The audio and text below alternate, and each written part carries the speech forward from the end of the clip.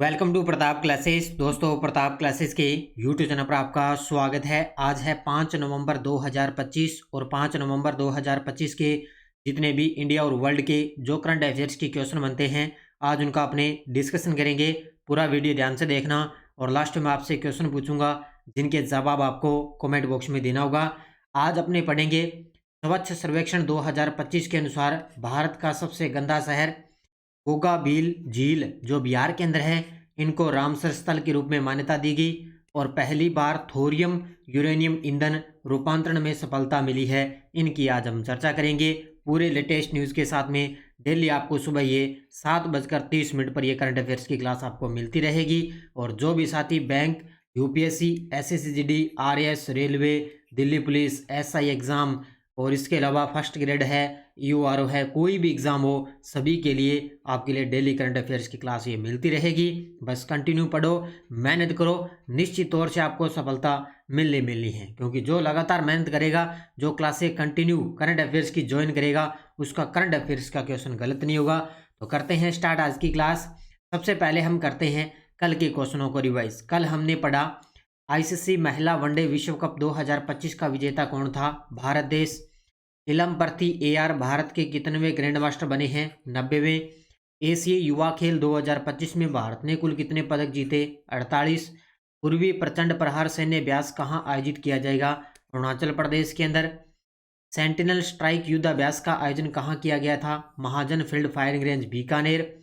भारतीय सेना ने वायु समन्वय सेकंड अभ्यास कहाँ आयोजित किया? दक्षिणी कमान के अग्रिम रेगिस्तानी क्षेत्र में। प्रधानमंत्री मोदी ने नवा रायपुर छत्तीसगढ़ में राज्य की स्थापना के 25 वर्ष पूर्ण होने पर किस ऐतिहासिक अवसर पर भाग लिया? एक तो नए विधानसभा भवन का उद्घाटन और एक अटल बिहारी वाजपेयी की प्रतिमा का अनावरण किया गया। तो ये थे कल के क्वेश्चनों का रिवाइज हमने कर लिया। ये वार्षिक करंट अफेयर्स 2025 की टेस्ट सीरीज है और आज एक विशेष पर्व भी है। आज अपने जो सिख धर्म के संस्थापक और प्रथम गुरु हैं गुरु नानक देव जी, उनकी जयंती की हार्दिक शुभकामनाएं। उनका पर्व बनाया जाएगा गुरु नानक देव जी का, क्योंकि गुरु नानक देव जी के जो विचार हमें सदैव धर्म और राष्ट्र हित के मार्ग पर चलने की शक्ति प्रदान करते हैं। आज गुरु नानक देव जी की जयंती मनाई जाएगी, तो बहुत से साथियों को बहुत बहुत हार्दिक शुभकामनाएं। और इसी के अवसर पर अपना जो प्रताप क्लासेज ऐप है, इस गुरु पर्व पर जितनी भी अपनी टेस्ट सीरीज चल रही है, आज अपने 50% का ऑफ रहेगा। तो इसका फ़ायदा आप ज़रूर उठाएं। प्रताप क्लासेस का एप्लीकेशन डाउनलोड करके वहाँ पे एक तो अपनी फर्स्ट ग्रेड की करंट की टेस्ट सीरीज चल रही है, इसके अलावा ये टेस्ट सीरीज है वार्षिक करंट, एसआई की चल रही है, दिल्ली पुलिस की चल रही है। इन सभी पर 50% ऑफ रहेगा आज गुरु पर्व पर। तो इसका फ़ायदा आप उठा लेना। तो एक बार फिर से गुरु नानक देव जी की बहुत बहुत शुभकामनाएं। करते हैं स्टार्ट आज की क्लास। सभी साथी एक बार करेंगे सेशन को लाइक शेयर और सभी साथियों को प्यार भरा नमस्कार, गुड मॉर्निंग। देखिए पहला क्वेश्चन आपके सामने। स्वच्छ सर्वेक्षण 2025 रिपोर्ट के अनुसार भारत का सबसे गंदा शहर कौन सा घोषित किया गया है? अब इतने दिन अपने पढ़ते आ रहे थे कि भारत का स्वच्छ शहर कौन सा है, भारत का स्वच्छ शहर कौन सा है, इतने दिन हमने पढ़ते आ रहे थे। तो स्वच्छ तो आप सब जानते हो भी, इंदौर सबसे टॉप पर रहता है स्वच्छ शहरों में। लेकिन भारत का सबसे गंदा शहर घोषित हुआ है मदुरई। कौन सा? मदुरई। कहाँ पे है? मदुरई है तमिलनाडु के अंदर। कहाँ पे है? तमिलनाडु में। और ये भारत का सबसे गंदा शहर घोषित है किया जा चुका है। यानी कि सड़क किनारे गंदगी वगैरह फैली रहती है। ये देखो इस प्रकार के सफाई वगैरह कुछ नहीं है, तो हुआ है इसलिए। देखो, रिपोर्ट जारी करने वाला विभाग स्वच्छ भारत मिशन के अंतर्गत ये रिपोर्ट जारी की गई। इसे केंद्रीय आवास और शहरी कार्य मंत्रालय द्वारा प्रकाशित किया जाता है इस रिपोर्ट को। अब सबसे गंदे शहर, पहला है 1 नंबर पे मदुरई तमिलनाडु, भारत का सबसे गंदा शहर घोषित। 2 नंबर पे है लुधियाना पंजाब का, और 3 नंबर पे है चेन्नई तमिलनाडु, और 4 नंबर पे आता है रांची झारखंड में, और 5 नंबर पे आता है बेंगलुरु कर्नाटक। ये 5 शहर सबसे टॉप पर हैं जो भारत के गंदे सबसे शहर हैं। और इंदौर, सूरत और नवी मुंबई को फिर से सुपर स्वच्छ लीग के अंदर स्थान है मिला है। तो ये तो आप सब जानते हो कि इंदौर लगातार सबसे टॉप पर चल रहा है। इंदौर है, चाहे सूरत है, चाहे नवी मुंबई है, ठीक है, ये तो स्वच्छ शहरों में शामिल है। और सबसे गंदा शहर बना है मदुरई तमिलनाडु। ये अभी ताज़ा रिपोर्ट आई है आवास और शहरी कार्य मंत्रालय द्वारा। गोगाबील झील जो बिहार के अंदर है, इसको रामसर स्थल के रूप में मान्यता मिलने के बाद देश में कुल रामसर स्थलों की संख्या कितनी हो चुकी है। पहले इसमें कुछ कन्फर्म चल रहा था, भी हो सकता है ये जो अपने रामसर स्थल के रूप में इसको मान्यता मिले या न मिले, लेकिन कल लगभग कन्फर्म हो चुका है, तो ये रामसर स्थल के रूप में इसको मान्यता मिल चुकी है। तो गोगाबील झील है बिहार के अंदर। अब ये है बिहार के कितने नंबर की, अब बिहार में टोटल रामसर स्थलों की संख्या हो चुकी है 6। ठीक है, तो इसमें क्या है, अब कुल रामसर स्थलों की देश में कुल संख्या कितनी हो चुकी है, 94। टोटल अब देश के अंदर कितने हो चुके हैं, 94 रामसर स्थलों की संख्या हो चुकी है। देखो अब ये चर्चित व्यक्तियों, ये सॉरी चर्चित स्थान के अंदर ये आपका क्वेश्चन बनता है। गोगाबील झील की स्थिति, गोगाबील झील बिहार राज्य के कटिहार जिले के अंदर स्थित है। इसका क्षेत्रफल 86.63 हेक्टेयर है। गोगाबील झील को रामसर स्थल के रूप में मान्यता, अब भारत के 94 रामसर स्थल के रूप में इसको मान्यता प्राप्त हो चुकी है। तो पहले 93 थे, अब एक और जुड़ गया, अब हो गए 94। बिहार में अब कुल 6 रामसर स्थल हो चुके हैं, जिससे यह राज्य में देश में तीसरे स्थान पर पहुंच चुका है। तो देश में देखो अपने देश के अंदर तीसरे स्थान पे पहुंच चुका है। तो सबसे तीसरे स्थान वाला हो गया रांची। टोटल अब बिहार के अंदर 6 हो गए। इससे पहले बिहार में गोकुल जलाशय और उदयपुर झील को रामसर स्थल का दर्जा मिला था, यानी कि जब 91 थे ना भारत के अंदर, तब गोकुल जलाशय बिहार के अंदर और उदयपुर झील इन दोनों को रामसर स्थल का दर्जा मिला, तो 93 हो गए। और अब गोगाबील झील को और शामिल कर लिया, तो अब देश के अंदर 94 रामसर स्थलों की संख्या हो चुकी है। तो ये सारे पॉइंट अच्छे तरीके से नोट कर लें। किस बैंक ने कर्मचारी प्रतिभाओं को सम्मानित करने के लिए SBI स्टार पुरस्कार शुरू किया है। ये देखो अब नाम से ही पता चल रहा है कि किस बैंक ने कर्मचारी प्रतिभाओं को सम्मानित करने के लिए SBI स्टार पुरस्कार शुरू किया। तो नाम से ही पता चल रहा है SBI के द्वारा ये शुरू किया गया है। ठीक है, तो पूरा नाम है SBI स्टार। उद्देश्य है कर्मचारियों के बहुआयामी व्यक्तित्व, यानी कला में, खेल में, स्वयं सेवा में, सामाजिक योगदान को सम्मानित करना कर्मचारियों के बहुआयामी व्यक्तित्व के लिए। लॉन्च की तिथि 2 नवंबर 2025। लक्ष्य समूह है सभी SBI कर्मचारी।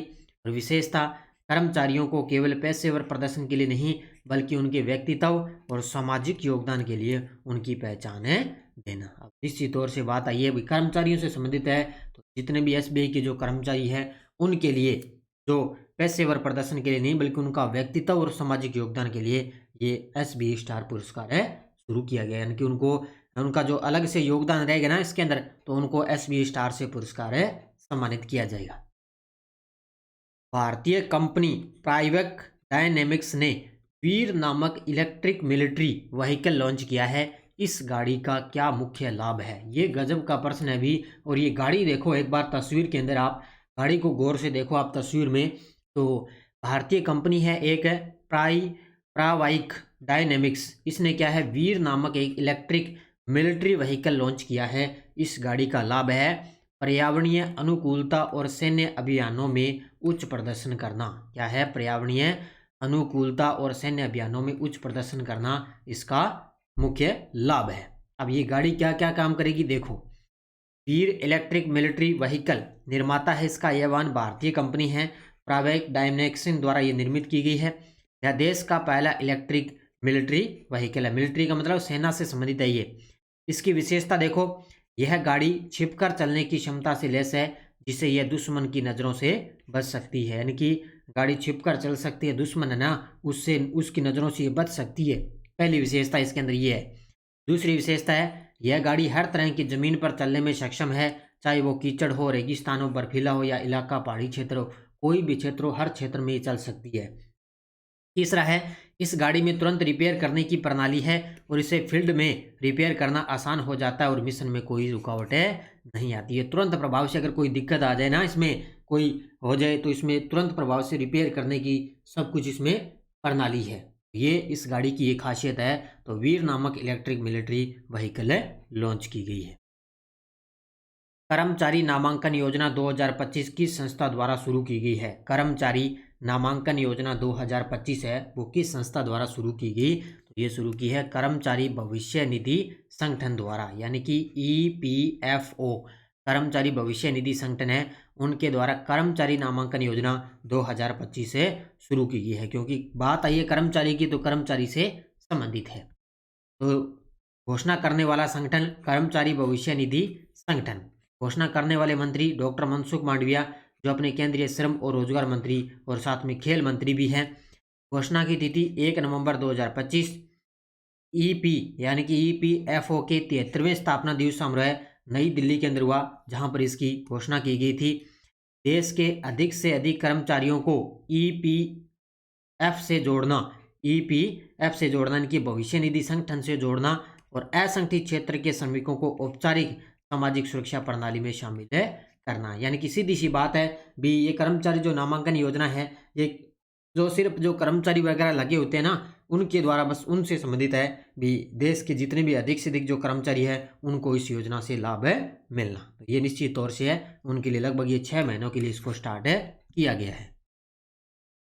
आयुष्मान भारत प्रधानमंत्री जन आरोग्य योजना की शुरुआत किस तारीख को की गई थी? देखो, काफ़ी थोड़ी सी योजना ये चर्चा में चल रही है, इसलिए मैं आपको इसकी आज पूरी डिटेल करवाने जा रहा हूँ। आयुष्मान भारत प्रधानमंत्री जन आरोग्य योजना की शुरुआत हुई थी 23 सितंबर 2018 को। हालांकि वैसे मैंने पहले योजना करवा रखी है, ये दोबारा इसको एक बार आप रिवीजन कर लेना। 23 सितंबर 2018 को इस योजना की शुरुआत हुई थी। सब जानते हो, आयुष्मान भारत प्रधानमंत्री जन आरोग्य योजना शुरुआत 23 सितंबर 2018 को केंद्रीय स्वास्थ्य और परिवार कल्याण मंत्रालय द्वारा इसकी शुरुआत की गई थी। योजना की प्रकृति, यह दुनिया की सबसे बड़ी सार्वजनिक स्वास्थ्य बीमा योजना बन चुकी है। यानी कि अब देखें तो दुनिया के अंदर सबसे बड़ी ये सार्वजनिक स्वास्थ्य बीमा योजना बन चुकी है। प्रत्येक पात्र परिवार को प्रतिवर्ष 5 लाख तक का कैशलेस बीमा स्वास्थ्य दिया जाता है। आप सब जानते हो, इसमें प्रतिवर्ष 5 लाख रुपए तक का कैशलेस स्वास्थ्य बीमा इसके अंदर दिया जाता है। अब तक 12 करोड़ से अधिक परिवार इस योजना के तहत लाभान्वित हो चुके हैं। यानी कि अब तक 12 करोड़ से अधिक जो परिवार है ना, वो इस योजना से लाभान्वित हो चुके हैं।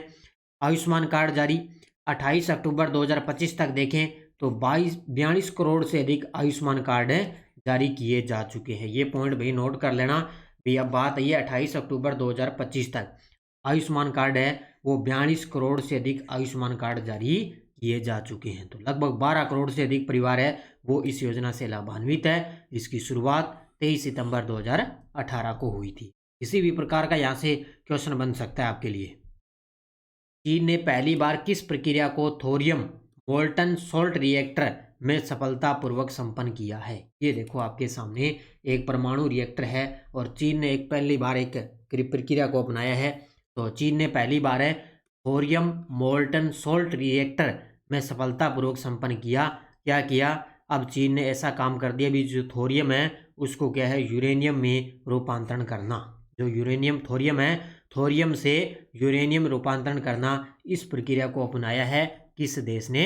चीन ने। अब इसका उल्टा मत कर देना, ध्यान रखना। सिर्फ थोरियम से यूरेनियम आएगा, कहीं आप यूरेनियम से थोरियम कर दो, ऐसा नहीं करना, उल्टा मत करना।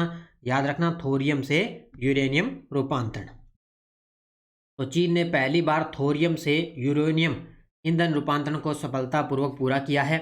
इस रिएक्टर का नाम थोरियम मोल्टन साल्ट रिएक्टर है चीन के अंदर। यह विश्व का एकमात्र परिचालित थोरियम मोल्टन सोल्ट रिएक्टर है। एकमात्र विश्व का ये सोल्ट रिएक्टर है चीन के अंदर। इसकी घोषणा 3 नवंबर 2025। यह चौथी पीढ़ी की परमाणु तकनीक में एक महत्वपूर्ण मील का पत्थर। हाँ, यह है चौथी पीढ़ी की परमाणु तकनीक है इसके अंदर। याद रखना इसको अच्छी तरीके से। इसने किया है थोरियम से यूरेनियम ईंधन रूपांतरण को सफलपूर्वक किया है। अखिल भारतीय तकनीकी शिक्षा परिषद AICTE ने किस कंपनी के साथ मिलकर एक अत्याधुनिक कृत्रिम बुद्धिमत्ता यानी कि AI प्रयोगशाला स्थापित करने की घोषणा की है? आजकल इस प्रकार के प्रश्न आने लगे हैं। अब आगे जब फर्स्ट ग्रेड का एग्जाम होगा, चाहे SI का एग्जाम होगा, ये इस प्रकार के प्रश्न आपको देखने को मिलेंगे, क्योंकि सब कुछ AI का सिस्टम चल रहा है। तो AI से निश्चित तौर से क्वेश्चन आने लग गया है। तो किस कंपनी के साथ? IBM। किसके साथ है? ऑप्शन नंबर सी, IBM के साथ समझौता किया है। यानी कि अखिल भारतीय तकनीकी शिक्षा परिषद ने IBM के साथ मिलकर कृत्रिम बुद्धिमत्ता प्रयोगशाला स्थापित करने की घोषणा की है। ये देखो आपके सामने तस्वीर के अंदर देखो। घोषणा करने वाली संस्था अखिल भारतीय तकनीकी शिक्षा परिषद, साझेदार कंपनी है IBM। इस स्थापना का स्थान कहाँ पे होगा? इसका जो जहाँ पे मुख्यालय है अखिल भारतीय तकनीकी शिक्षा परिषद का नई दिल्ली में, वहाँ पर इसका स्थान होगा। उद्देश्य देश भर के तकनीकी संस्थानों में छात्रों और शिक्षकों को कृत्रिम बुद्धिमत्ता, डेटा साइंस और अगली पीढ़ी की प्रौद्योगिकियों में प्रशिक्षित करना और उनका कौशल विकसित करना, ये टारगेट इसके अंदर रहेगा। यानी कि अगली पीढ़ी के जो छात्र आएंगे, शिक्षक आएंगे, उनको एआई से, डेटा साइंस से और उनको प्रशिक्षित करना, उनका कौशल विकसित करना, ये इसका टारगेट रहेगा। तो ये याद रखना भाई अच्छे तरीके से। अब देखो आपके सामने वन लाइनर करंट। पहला है, न्यूजीलैंड के दिग्गज बल्लेबाज और पूर्व कप्तान केन विलियम्स ने 2 नवंबर 2025 को T20 अंतर्राष्ट्रीय क्रिकेट से संन्यास की घोषणा कर दी। इनकी तुरंत प्रभाव से इन्होंने कहा कि मैं अब T20 अंतर्राष्ट्रीय क्रिकेट से संन्यास की घोषणा करने जा रहा हूं। पूर्व कप्तान केन विलियम्स, न्यूजीलैंड के दिग्गज ये बल्लेबाज हैं। श्री विश्वजीत सहाय, ये भारतीय रक्षा लेखा सेवा के वरिष्ठ अधिकारी हैं। इन्होंने नए नियंत्रक जनरल ऑफ डिफेंस अकाउंट्स का कार्यभार संभाल लिया है, यानी कि CGDA का कार्यभार संभाला है श्री विश्वजीत सहाय ने। तो इन्होंने नए नियंत्रक जनरल ऑफ डिफेंस अकाउंट्स का कार्यभार संभाल लिया श्री विश्वजीत सहाय ने। तीसरा है, उप admiral B Shiv Kumar AVSM ने भारतीय नौसेना के 40वें मटेरियल प्रमुख के रूप में कार्यभार संभाली, यानी कि ये तो इनको ये अवार्ड मिल चुके हैं। तो बी शिव कुमार है, ये भारतीय नौसेना के 40वें मटेरियल प्रमुख के रूप में इन्होंने कार्यभार संभाल लिया है। तो ये तीनों की तीनों भाई अच्छे तरीके से पढ़ लेना। जब संडे आएगा तब आपको मैं MCQ क्वेश्चन इनको दे दूंगा वहाँ पे वीकली के अंदर। और ये टेलीग्राम ग्रुप है, कोई सूचना, कोई लिंक, कोई नोटिफिकेशन सब आपको टेलीग्राम पे सूचना मिलती है। एक बार और बता देता हूँ, आज अपने प्रताप क्लासेस में गुरु पर्व पर, गुरु नानक जयंती के अवसर पर 50% का ऑफ रहेगा। तो इसका फ़ायदा आप ज़रूर उठा लें। 30 सितंबर 2025 तक भारत की कुल स्थापित विद्युत क्षमता कितने गीगावाट तक पहुंच चुकी है? तो ये पहुंच चुकी है 500.89 गीगावाट। बहुत सारे विद्यार्थियों ने बड़े गजब के जवाब दिए, उन सभी को बहुत बहुत शुभकामनाएं। अब देखो क्वेश्चन फॉर यू, फिडे शतरंज विश्व कप ट्रॉफी का नाम किसके नाम पे रखा गया? Vishwanath Anand, Magnus Carlsen, Jonathan Clark, Alexander Kozin. और बता देना मुझे भी इसका आयोजन अब वर्तमान में कहाँ पे चल रहा है, राज्य का नाम भी आप मुझे बता देना। तो ये थी आज की अपनी क्लास। सभी साथी करेंगे वीडियो को जाते जाते लाइक शेयर। ये फर्स्ट ग्रेड की, एक तो ये अपनी करंट की टेस्ट सीरीज चल रही है, इस पर भी 50% ऑफ रहेगा आज। इसके अलावा SI की करंट अफेयर्स की टेस्ट सीरीज चल रही है और दिल्ली पुलिस की चल रही है, इन सभी पर 50% का ऑफ है। रीट मेंस है और सेकंड ग्रेड SST है, इन सभी पे 50% का ऑफ रहेगा। तो ये ज़रूर आप लें और इसका फ़ायदा आप ज़रूर उठाएं। तो सभी साथी करेंगे वीडियो को जाते जाते लाइक शेयर। और कल मैंने एक तो आपको मैंने अक्टूबर महीने की क्लास दे दी और अक्टूबर महीने की PDF आपको ऐप के अंदर मिल चुकी है। आज राजस्थान की मिल जाएगी, कल आपको इंडिया और वर्ल्ड की PDF ऐप के अंदर मिल चुकी है। धन्यवाद। जय हिंद, जय भारत, जय राजस्थान।